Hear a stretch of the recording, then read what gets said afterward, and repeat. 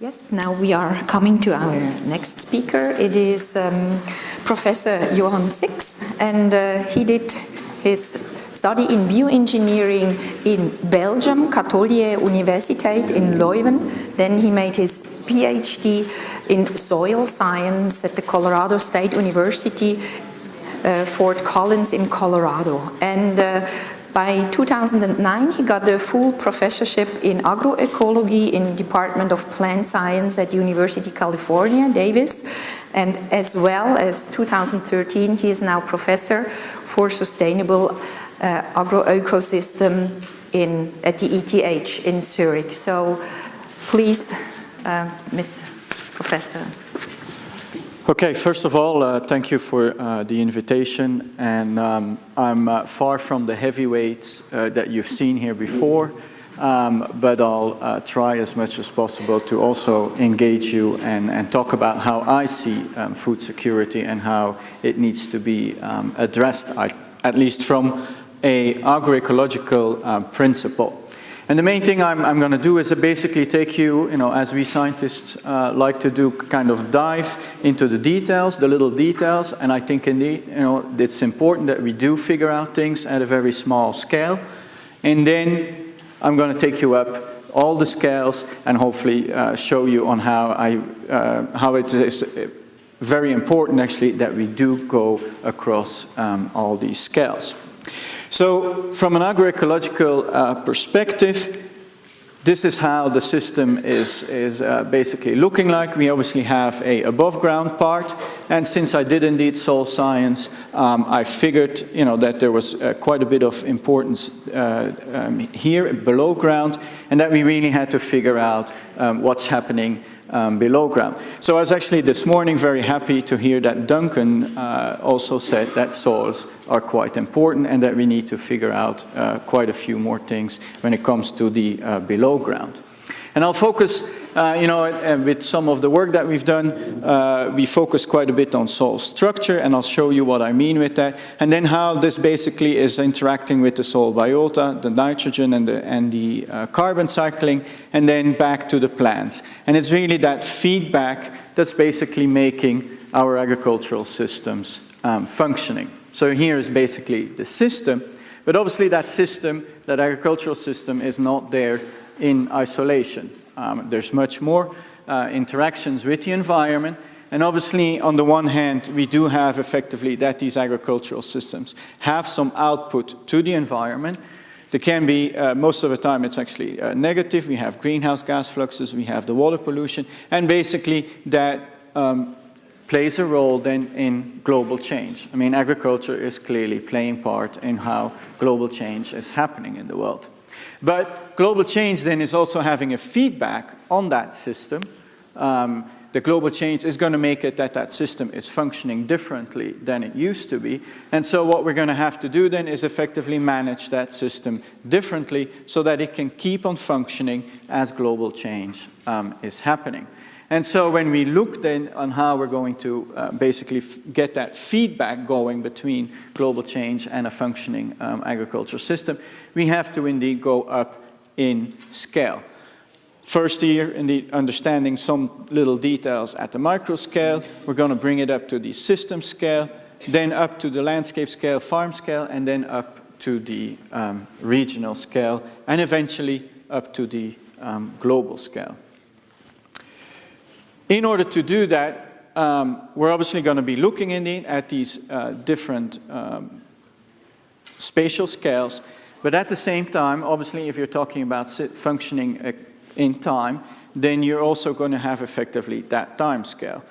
And so what we're going to do in order to understand that is, some of us geeks are going to effectively be sitting in the lab trying to figure out the little details. We're going to bring it out to the field and see if what we found in the lab is making sense at the field scale.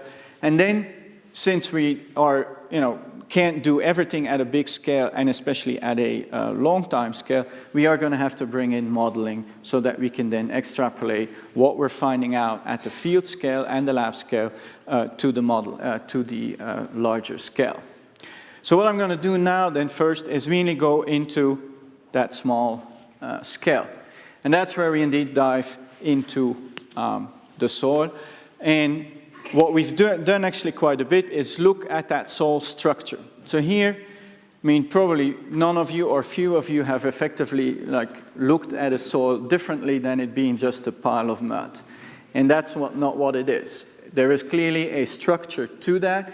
You know, as the root is growing into that soil, it's actually making that particles that are sitting in the soil are nicely aligning together and are actually forming a structure in that soil.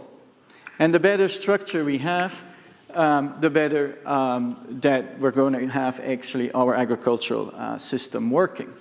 And so what we've done with many little experiments that I'm not going to bore you with, is basically look at how these aggregates are formed, how are earthworms playing a role in that, how are the microbes, fungi and bacteria playing a role in that, how are these active roots from the plant playing a role in forming that soil structure. And I'm pointing out indeed the biota here because, you know, people talk quite a bit about biodiversity, but when it comes to the below ground biodiversity, we actually have much less knowledge. And clearly, they are playing a role in how that soil is functioning and how that soil is interacting with the plants. And so, what we basically found is that, you know, you do get these bigger aggregates formed, just like I showed you in the previous slide. But then within these aggregates, you actually have smaller aggregates that are formed. And when we look at then carbon and nitrogen cycling and where the biota are actually effectively living, they do prefer here that small particle. And it's a particle of 53 to 250 micrometers. That's where they are living, and that's where they are actually cycling the nutrients and are cycling the carbon. So it's happening at that small scale there. And what we found, and then here's just a picture actually of these microaggregates then. And obviously you see there's quite a bit of variety in how these aggregates are looking like. Here you clearly still see a root that goes through it, and then, you know, these particles nicely surrounding that partially decomposed root. Here we have a much more random structure, but you see indeed, you know, some of the organic materials that are holding the particles and that the sand particles also all together in an aggregate. So it's not a uniform thing, but what we do find with many studies actually is when we look at the effect of management, and we focused here on quite a few management systems, you know, across a bunch of different soils, mostly in the US, but also down in South America, that when we look at that management effect here of conventional till to no-till, or from organic systems to non-organic systems to organic systems, that carbon actually gets preferentially stabilized within these microaggregates. So as you see here, there's a change in total organic carbon that we see. You have that management change, and then basically about 40 to 90% of that change in total organic carbon is all happening in these microaggregates that are sitting within macroaggregates. And so what we thought is, indeed, you know, this is a nice little measurement in that we can take that really can look, that really can help us with diagnosing what is the effect of management on the carbon cycle as we are changing our management practices. And when it comes to no-till, then why do we get indeed that carbon and nitrogen and basically at the same time sequestered in these microaggregates is basically because we went into the system and we started disturbing. You know, we did the plowing, and so what we made it is actually we shortcut the formation of these bigger aggregates, and actually especially the formation of the microaggregates within the macroaggregates. And so by disturbing the system, we made it go faster, and the CO2 goes out, and basically these microaggregates cannot be formed. So it's showing us that probably, I mean, the plow has really helped us getting agriculture going, but at the same time, we probably exaggerated, which I guess we do quite often. When it comes to finding something good, then we exaggerate and find out that it is actually not as good just like eating meat, I guess. When we go over then to the system scale, and are actually looking, across the world, so this was a global analysis, but looking at system by system, from a no-till and a conventional till, and looked actually also at different amounts of time.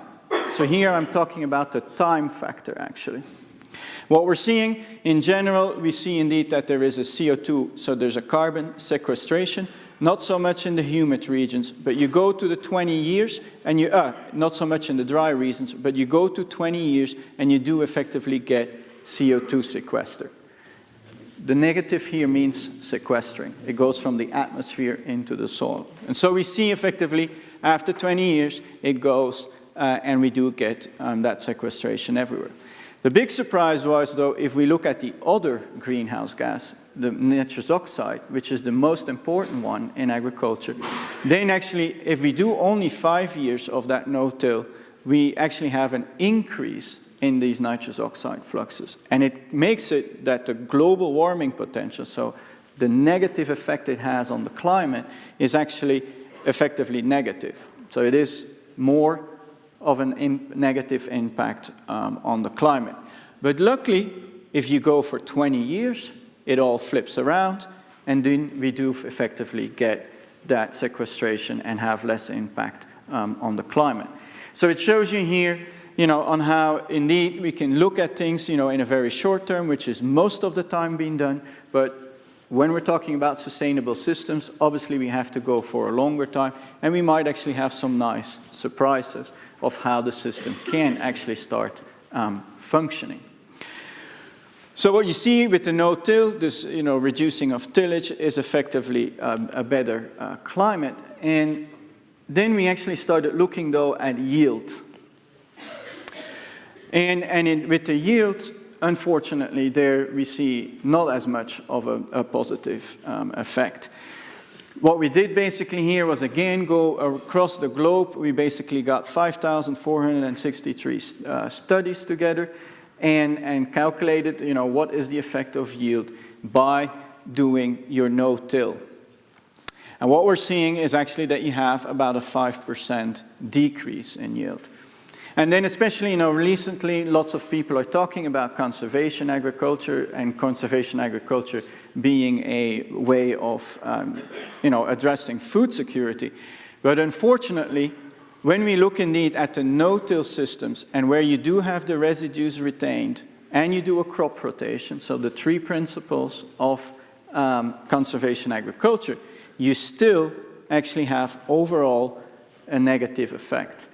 If you dare to indeed not have the 3 principles, and you do only a residue layer, you start even going down. And if you take both of them away, then you clearly actually have a reduction in yield.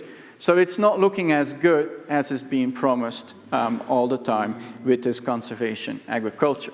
However, once we start splitting up the data set, and we look actually at dry areas versus humid areas, then we see if you do your conservation agriculture with the 3 principles, you effectively do get an increase in yield. So in these drier areas. But you go to the humid areas, and you indeed have that decrease.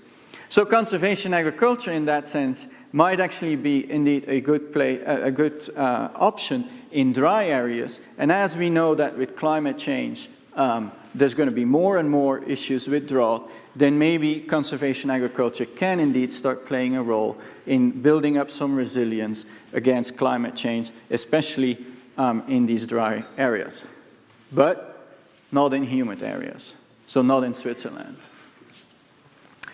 One thing that we found out also is that, again, that time factor is quite important. As you see here, you do it for 1-2 years, and there's basically a reduction.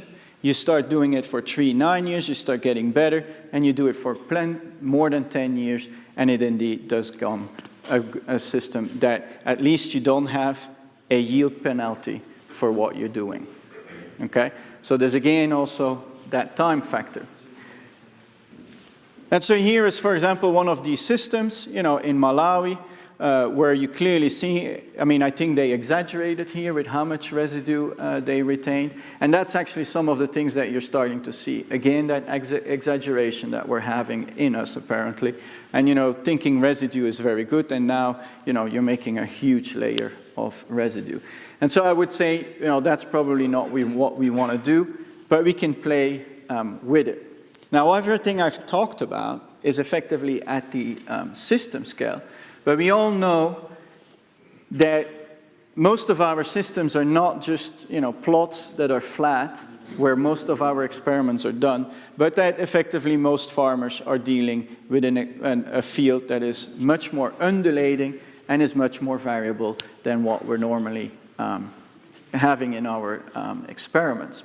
And one interesting thing that we see then actually is when we looked here at that field and we had effectively conservation agriculture, minimum tillage versus conventional tillage, that where there is erosion happening, where the erosion is effectively happening, we don't see really a difference in that carbon or nitrogen level there. However, if you go down the hill, where basically what is being eroded is being deposited, then actually we start seeing some differences. And it's actually there that the carbon is being sequestered. So when you do this minimum tillage, you are indeed reducing erosion, but it also means that you're reducing how much carbon is actually going to be sequestered in these depositional areas. And unfortunately, when we do this actually at a whole global scale, then we find that actually by stopping erosion, we're effectively going to have less carbon being sequestered. Now, don't get me wrong here. I'm not advocating that we should not, that we should have erosion happening.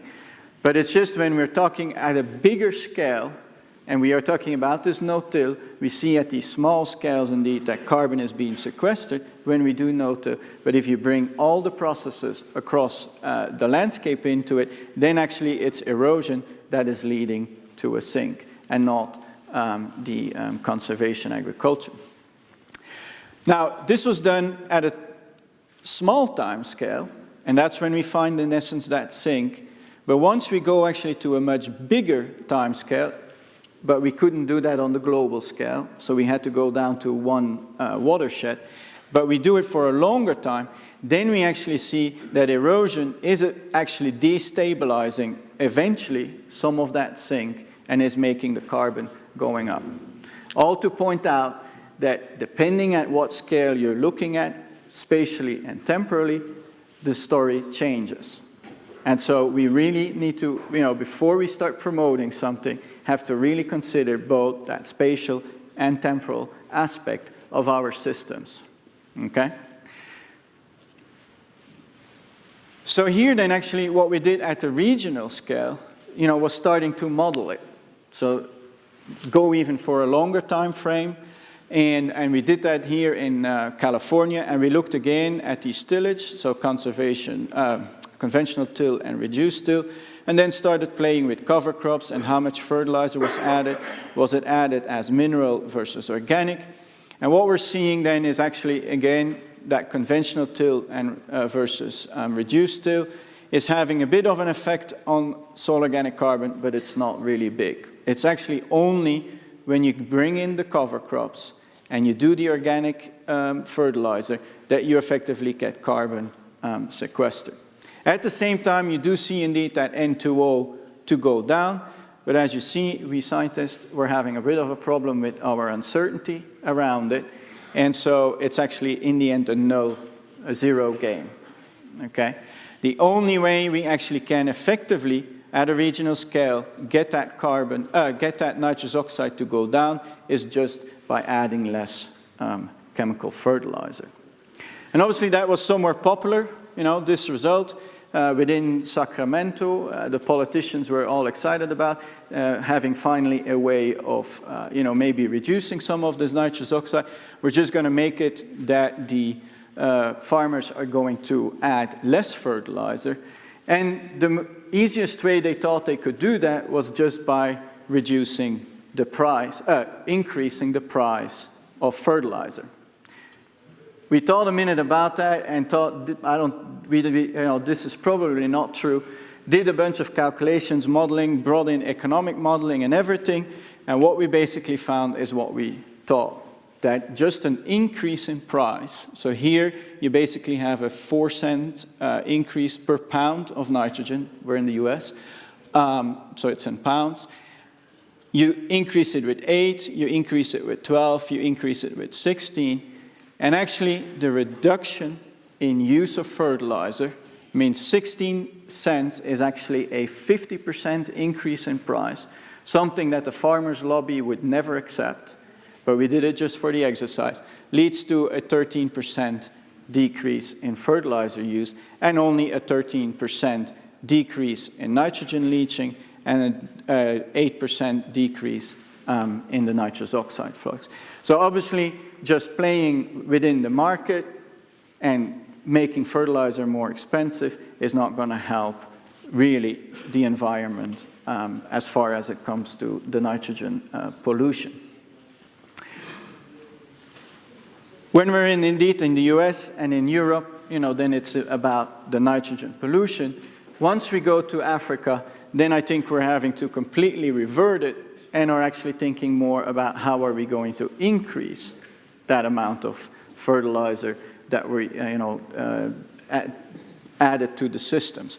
Because when we're here in Africa, for example, you have a maize yield reduction on the average, basically sitting at a 60 to 90%. Farmers are not attaining what is basically potentially possible as far as the yield goes. A lot of it has to do effectively with nutrient limitation. There is also water limitation that's coming in. Obviously, once you get closer to the desert, the water starts to become much more of a problem. And so it's both these nutrients and the water that are going to start playing a role in why we are not attaining the yields that we actually should be able to attain.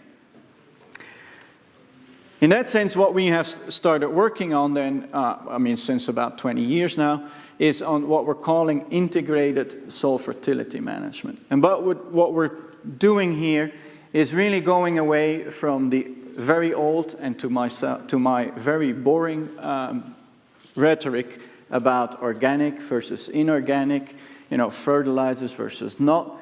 Let's just all forget about this. We've talked about this for 20 years and it's getting old.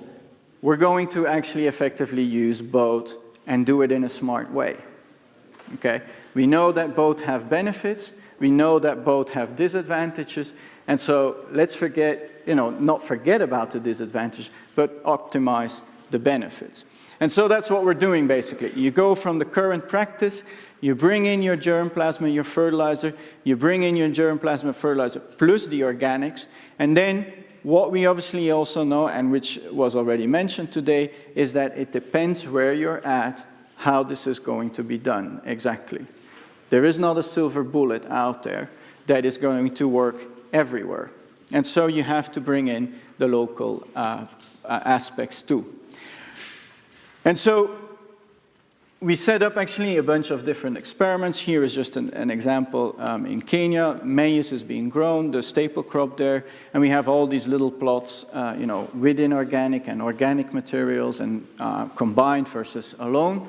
And basically what we're seeing when it comes to crop production is if you have these different organic materials, namely maize, and here Titonia. Titonia is an agroforestry system, and an agroforestry species that has actually a lot of nitrogen. And in general, what we see is an increase with the fertilizer of that production. This was done on on the experiment sites there in Kenya. And then it was really time to also try and do this with the farmers themselves. Here we're in the Congo, here we are in Uganda, and are basically working with women's groups to apply this organic, inorganic combinations, but for vegetable production. So very small scale. But the interesting part about it is that effectively, when you do the combination, we did see that their revenue from their very little plot, let's be honest, this was a very little plot, so it was just to show, effectively, increases their income. What was much more interesting actually now is that when I went back to Uganda, that we're seeing, you know, that they are not doing it only on their plots that they had, you know, installed with us, but that they are effectively also doing it on their own farm and are just playing around even and are setting up their own experiments of how they can combine different amounts and different sources of fertilizer. Another example where this is actually working out very well is in the Quesum-Qual system. And now we're in Honduras. And Honduras, I mean, this is the Quesum-Qual system. What is very typical, you know, you basically have the maize, but they left trees in there. So to really make an agroforestry system, actually. And why the farmers themselves actually started doing that is because they were dealing with lots of erosion when they were doing their slash and burn. You know, what they usually did was slash and burn, and basically they were dealing with a landscape that was having huge amounts of erosion. So they came up themselves then that first of all, they were going to use the principle of the three sisters. So the three sisters being maize, there's some beans in there, and then the squash. Okay, and you intercrop those together, and it makes it that you basically always have a cover. The maize is here, the beans are already, you know, maize is basically finished, it's drying, and then the beans are already coming up. And so it makes it that the whole year there is effectively a cover, and then especially after the beans, the squash comes in even more, and then keeps that cover there for the whole year. And so what we see then is indeed, you know, if you do your slash and burn here, you have quite a bit of loss, and we expressed it in carbon, you know, due to erosion. You do that Quesum-Qual system, you reduce it, but you see again also, even though you're already diversifying your system, you're bringing in the trees, you add fertilizer, and it makes it even better. And obviously it's very simple. With fertilizer, this Quesum-Qual system is producing more, is keeping more cover, and so actually the fertilizer can help out with that, within that more diverse system to make it even function better. Here's a whole list of system benefits that we basically have seen in that Quesum-Qual system. But what I want to stress, though, is that there were also a lot of socioeconomic factors that actually made it that that system was effectively working. As I said, it was not us scientists that came up with it, but it was actually the farmers themselves. You know, the farmers, first of all, they owned their land, which made it that they were ready to actually do something to improve their land. I mean, if you go to the tropics, there's lots of places where farmers are effectively not owning their land, and it makes it that they are not enthusiastic about, you know, doing something for improvement of their land in the long term. But here, they owned their land. And so there were actually strict regulations then, indeed, for leases. If somebody was leasing it, the mayor came in and said, you're not going to burn anymore. We've seen what it does to our land, so you're not going to burn anymore. And then at the same time, you know, they also did some reforestation projects. And it was really, you know, through education, the collaboration, you know, with agricultural technical schools, which was supported by FAO. There was the agricultural outreach and extension, and the farmers were effectively, you know, going to these educational activities together with their kids, and they all learned about no burning. And I have to say, if you go there actually in Kaleandra there, then, I mean, people almost have it as a religion that it is no burning. I mean, they taught it to each other, they believe in it, and they keep working in that system. So I think in that sense, it shows you very nicely on how it was important that there was effectively participatory research going on with these farmers in Honduras, you know, in the field, but also in the classroom. And when you're talking about these systems, you know, it's from an agricultural perspective, but also as Ian was pointing out and others have pointed out, you know, food safety is quite important. And as you can see, we bring some of these technologies in there. People do not know what to do with all the bottles of pesticides and herbicides, and it is lying just straight in the irrigation canals. So there is no technology needed here. All you need is educating these farmers how to use what you're bringing in. Has nothing to do, and obviously Ian says that he doesn't want to, he's going to bring in the technology once they have organized. There are very simple technologies that just need to be addressed, and it's purely through education, nothing else. A simple example, I don't think there's any technology to show, needed to say this bird should probably not be shitting on its grain that you're going to be eating. There's no technology needed for that. Telling to Vietnamese farmers that maybe it is better that they do not sell their produce right on the floor, and that soon enough there's going to be a rain, and indeed it's going to contaminate then, that has nothing to do with technology, that has everything to do with education. And it's not only the farmers that we have to educate, but it is effectively also the institutes and the governments that we are going to have to educate about these simple things that need to be done. And this is also then, I think, why it's been very interesting to me to be here today and sit around also, with people from the industry, from the academia, because I think once we start really looking at that food system, it is a very complex system, and everybody has already addressed that, today. It is a system where we have many value chains. It interacts with many different sectors. And if we are very serious about that food security, then we're going to be looking at all of these value chains and how the agriculture is interacting with these other sectors.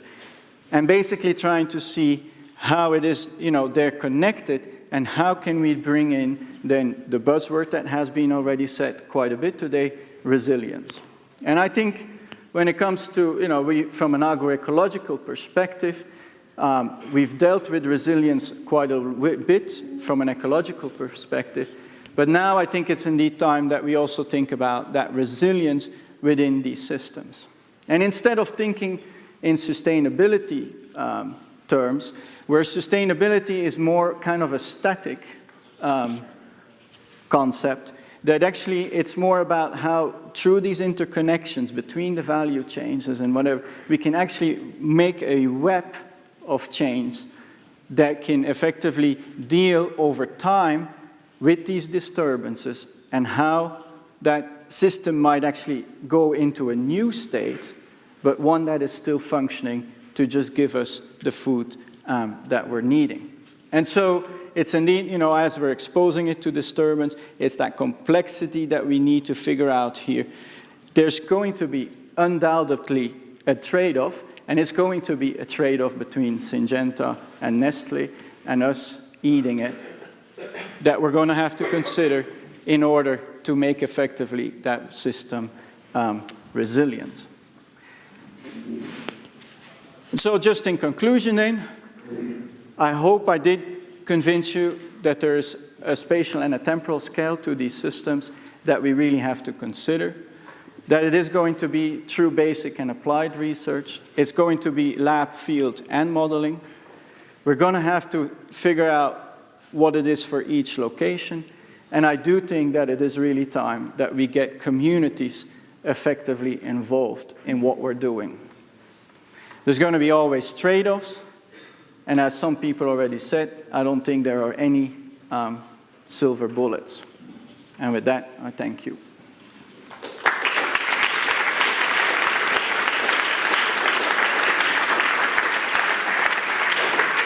Thank you, Professor Six. Are there any questions? Yes, please. Good afternoon. Thank you very much for the presentation, Professor Six. I thought it was really intriguing to see a lot of this spatial and temporal looks. Now, I had one question where I wasn't sure if there was a time scale.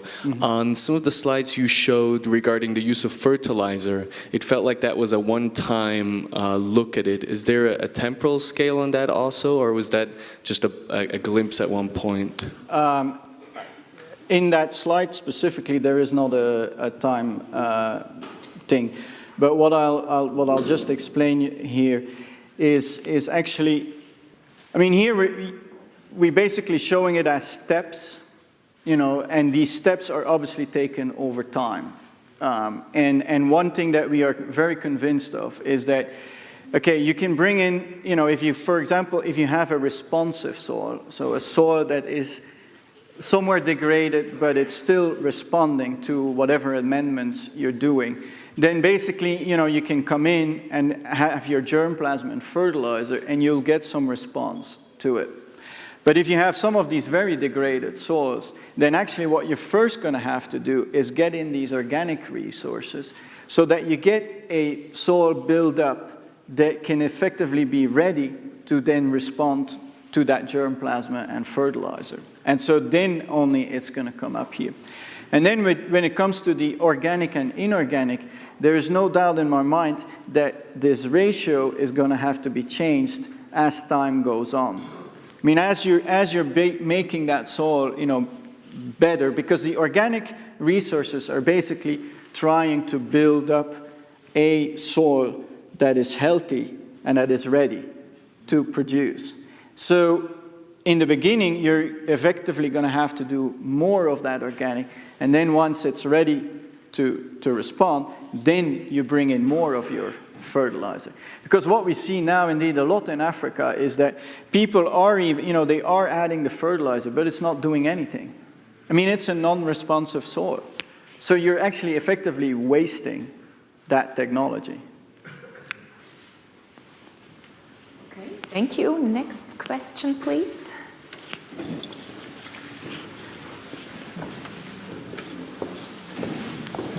Thank you so much, Professor, for the presentation. My question is, from your presentation, you have dwelled so much on cropland landscapes. However, I don't know whether you have some examples that you can share with us with regard to rangelands that entirely are depended upon by many regions that are semi-arid and produce livestock. Yeah, thank you. I mean, I have not done as much work on livestock, not at all. But one thing that I can say is, for example, in Honduras, in that Quesum-Qual system, one of the things that has been figured out, but actually also, again, mostly the farmers themselves, is that when they do the Quesum-Qual system, it works, you know, fairly well for about 6, 7, 8 years to do the cropping. But then the prunings that they use from the trees, they have to prune the trees actually quite a bit to get enough residue. And so the trees are starting to basically go down. And then the better use of that system is effectively bringing in your livestock. And is, instead of having a crop there, is effectively having livestock coming in. And then you can extend the life of the system for, you know, another 5 years. And then probably you have to go back to let it go back to a secondary forest. And by bringing in the animals, you actually have already more regeneration of the forest, and then it takes you shorter before you can effectively bring in again your cropping system. So you have it for about 5 years, secondary forest, and then the system has actually rebuilt itself enough, and then you can start cropping again. So the animal there, you know, plays clearly a role. And I think there's many examples around the world, you know, where the integration of crop and animals is very beneficial. But I'm far from the expert on it. Next question, please. Also, thank you for the presentation. In your last sentences, you said it was kind of a trade-off between the basic knowledge and maybe the industry coming later. Isn't it more that your basic knowledge should be the first step and technology later coming, working with bigger scales, kind of being the second step and then have some synergies? No, I did not mean to say that there's a trade-off there to be made between one or versus basic knowledge versus getting the technologies there. I think actually I was told to stop earlier than I had intended. And this was actually my last slides. Quite often, when we talk about food security, this is what we're doing. We're putting black versus white. And I really think that this has to stop. I mean, and I think several of the speakers today have said this already, that it is not about organic versus inorganic. It's not about GMO versus non-GMO. It's not about farmers versus researchers. This is a task that is huge. And I am convinced that it's all of us that have to go, and it's every aspect of this system that is going to have to be addressed. And so, it's going to be a much more colorful world. The world is, after all, colorful, and that's when we're effectively going to get to food security, not by talking black and white. Yeah, I saw that more the hippie style. Thank you. I was never a hippie, but my parents were. So. Thank you. Last question, please. Just to make your picture even more complicated, what are your thoughts about the fact that in 10 to 15 years, the systems that you've developed that are working very well will not work at all because of higher temperatures, changing precipitation patterns, increasing pest and disease pressures, et cetera, of the effects of climate change? Yeah. I mean, obviously, climate change is going to have some big impacts, but I do think that if we in one or another way can actually diversify more, if we are with the conservation agriculture, I think it's a perfect example. We used to have a pure monocrop. It being plowed the heck out of it. The residues were taken away. And now if you effectively, you do that reducing of tillage, you do bring in that crop rotation, so you're starting to diversify your system a bit, you're keeping that residue layer, then if it is dry, it effectively works better. So in many places where with climate change, if you do have a drier years, then this conservation agriculture can probably, help out. I mean, it's not going to make huge differences. There's no doubt that we basically have to stop, how much climate change we're having. But as, it's happening, I do think that some of these systems can effectively help. And you see that in the Caisson Qual system also, is that, I mean, one of the things that and I did not talk about that, in Honduras is they had very dry summers, and in the slash and burn system, it really made it that they could not start planting early enough, and their maize basically had not a long enough growing season. With the Caisson Qual system now, they're retaining much more moisture, and it allows them to start planting quite a bit earlier. Now, when it comes, so in that sense, I think, these things, when it comes to drier regions, it's going to work. When it comes to regions where it's going to be more wet, then I think we're having to start thinking about completely different systems. And I talk quite often to my hydrology friends, about, guys, tell me, how are we going to deal with these humid regions? And they're not coming up with a good answer. But hopefully, somewhere along the line, we'll have to deal with that too. Thank you a lot, Professor Six.